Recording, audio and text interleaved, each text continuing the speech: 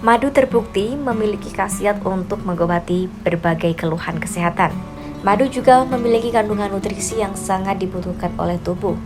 Khasiat madu mulai dari untuk mengatasi sakit tenggorok atau batuk hingga bisa mengatasi gejala asma. Ini diperoleh lantaran madu memiliki kandungan antiinflamasi. Ia biasanya digunakan sebagai obat alami untuk menyembuhkan sayatan dan luka bakar. Madu pun bermanfaat untuk meningkatkan produksi air liur. Lalu, apa hubungannya dengan asma? Menurut para peneliti, kandungan antiinflamasi tersebut dapat mengurangi iritasi pada saluran udara dan paru-paru. Sementara jumlah air liur yang lebih banyak dapat mencegah batuk dan bersin. Teori lainnya adalah bahwa bahan-bahan alami yang diproduksi oleh lebah mampu menurunkan kepekaan penderita asma terhadap serbuk sari, salah satu pemicu utama serangan asma selama musim demam.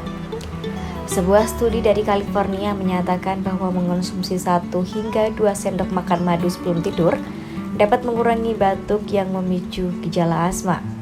Penelitian yang dipublikasikan pada 2012 pun menunjukkan madu melegakan batuk yang terjadi di malam hari. Meskipun begitu, seperti makanan lain, madu juga dapat menyebabkan alergi. Jika Anda mulai bersin-bersin, mata dan hidung berair, serta merasa gatal setelah makan madu, maka sebaiknya berhenti mengonsumsi madu. Sebagai informasi, penyakit asma disebabkan oleh peradangan saluran pernapasan yang membawa udara dari dan ke paru-paru. Gejalanya pun meliputi kesulitan bernapas, bersin-bersin, sesak, dan batuk.